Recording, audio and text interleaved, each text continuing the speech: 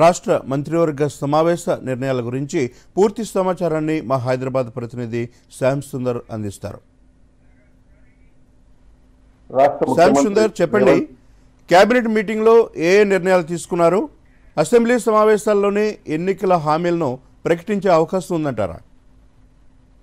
రాష్ట్ర ముఖ్యమంత్రి రేవంత్ రెడ్డి అధ్యక్షతన సచివాలయంలో నిన్న 4 గంటల పాటు సుదీర్ఘంగా కేబినెట్ సమావేశం నిర్వహించుకోవడం జరిగింది. ఇందులో పలు కీలక అంశాలపై నిర్ణయాలు తీసుకున్నట్టుగా మనకు మంత్రులు వెల్లడించడం జరిగింది.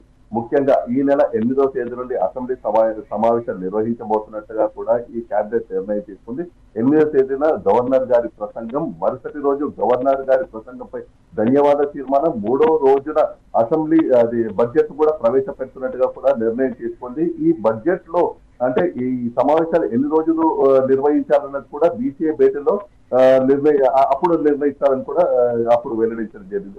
మరో ముఖ్యమైన విషయం ఏంటంటే, ఎన్నికల సమయంలో 6 గ్యారెంటీలకు కాంగ్రెస్ పార్టీ హామీలు ఇవ్వడం జరిగింది. ఇప్పటికే 2 హామీలను విజయవంతంగా వాళ్ళు నిర్వహిస్తున్నారు. మరో 2 కూడా ఈ అసెంబ్లీ సమావేశాల్లో ప్రవేశపెడుతున్నట్టు కూడా రాష్ట్ర కేబినెట్ నిర్ణయించడం జరిగింది.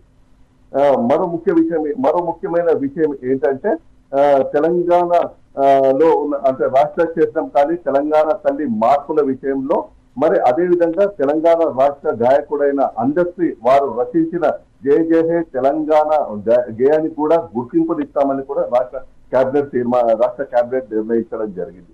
అదేవిధంగా ఇప్పటివరకు వాహనాల రిజిస్ట్రేషన్ల విషయంలో టీఎస్ ఉండేది, తెలంగాణ స్టేట్ ఉండేది, దాన్ని మార్పు చేసి తెలంగాణ టీజీగా మార్పు చేస్తున్నట్టుగా నిర్ణయించడం జరిగింది.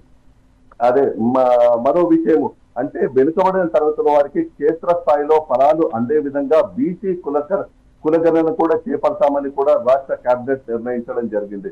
దాంతో పాటు అధికార యంత్రాంగాన్ని కూడా దాని విధి విధానాలపై కూడా ఏ విధంగా రూపొందిస్తారని అధికార యంత్రాంగాన్ని కూడా వారు సూచిస్తారన్నట్టుగా చెప్పడం జరుగుతుంది. శ్యామ్ సుందర్, ఆ 6 గ్యారెంటీల్లో భాగంగా అమలు చేయనున్న ఈ మరో 2 గ్యారెంటీలు ఎప్పటి నుంచి అమలులోకి వచ్చే అవకాశం ఉందంటారు?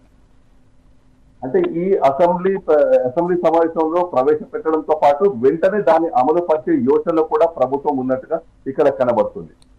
అదేవిధంగా నైపుణ్య శిక్షణ విద్యార్థులకు నైపుణ్య శిక్షణ ఇస్తున్న ఐటీఏలను కూడా రాష్ట్రంలో ఉన్న 65 ఐటీఏ కళాశాలను కూడా అప్గ్రేడ్ చేస్తున్నట్టుగా కూడా రాష్ట్ర కేబినెట్ నిర్ణయించడం జరిగింది. ఇటీవలే హైకోర్టు భవన నిర్మాణానికి రాజేంద్ర నగర్ లో 100 ఎకరాలు కేటాయించడం జరగడం జరిగింది. దాన్ని కూడా ఆమోదిస్తున్నట్టుగా రాష్ట్ర కేబినెట్ నిర్ణయించారు. Thank you Shyam Sundar.